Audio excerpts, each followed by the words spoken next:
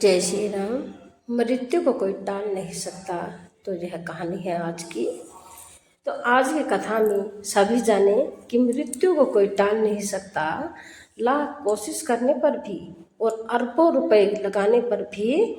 इसलिए मेरे प्यारे, कब आपका समय अंतिम हो या कब शरीर पूरा हो जाए, इसलिए जो भी समय मिल रहा है इसको व्यर्थ मत गवाओ। वह सतयुग की बातें होती थी जब अनहोनी होनी में टल जाती थी, और आज कलयुग है। कलयुग में सिर्फ और सिर्फ प्रभु का स्मरण करते रहिए और अपनी जिंदगी को व्यर्थ मत गवाइए। प्रभु पुकार रहे हैं, बस दोनों हाथ उठाकर कहो कि हे प्रभु, मैं आपको भूलूं ना, और मैं आपका, आप मेरे सभी पढ़ें और अपने परिजनों को भी सुनाएं। तो एक कौवे की गरुड़ से दोस्ती हो गई। दोनों काफ़ी समय साथ गुजारते थे। उनमें मित्रता इतनी गहरी हो गई थी कि आपस में कभी भी कोई बात नहीं छिपाते। एक दिन दोनों एक नदी के किनारे पेड़ पर बैठे बात कर रहे थे। तभी एक यमदूत उधर से गुजरा। वो कौवे को देखकर मुस्कुराया। गरुड़ और कौवे ने उस यमदूत को अनदेखा किया और अपनी बातों में लगे रहे। लेकिन अगले दिन फिर वही हुआ। दोनों बातें कर रहे थे, तभी वो ही यमदूत फिर उधर से गुजरा। वो फिर कौवे को देखकर मुस्कुराया। तो इस बार कौवे को कुछ शंका हुई। उसने गरुड़ से कहा कि हे यमदूत, मुझे देखकर कल भी मुस्कुराया था और आज भी वैसे ही मुस्कुराया। कुछ गड़बड़ है, हो सकता है मेरी मृत्यु आने वाली है। गरुड़ ने उसे समझाया कि ऐसा कुछ नहीं है, ये एक संयोग भी हो सकता है, तुम चिंता मत करो। 2-3 और ऐसे ही निकले।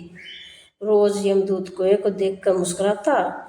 अब तो कौवे को यकीन हो गया कि निश्चित ही मेरी मौत नज़दीक है।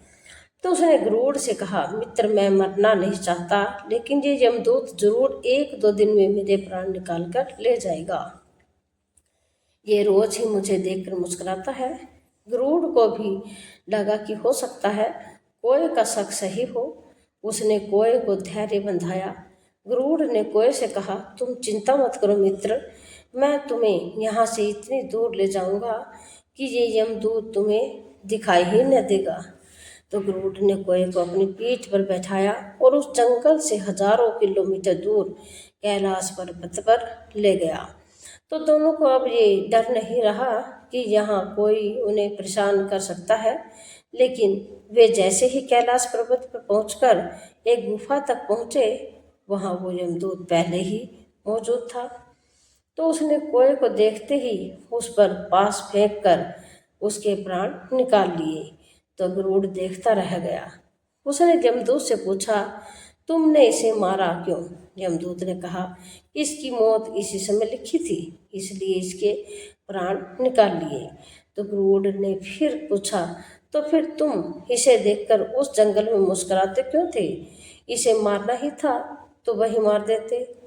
यमदूत ने जवाब दिया, इसकी मौत कैलाश पर्वत पर ही लिखी थी, लेकिन 4-5 दिन पहले इसे उस जंगल में देखकर मुझे यह आश्चर्य हो रहा था कि ये इतने कम समय में वहाँ पहुँचेगा कैसे, क्योंकि इसके पंख भी छोटे हैं और ये लंबी उड़ान भी नहीं भर सकता।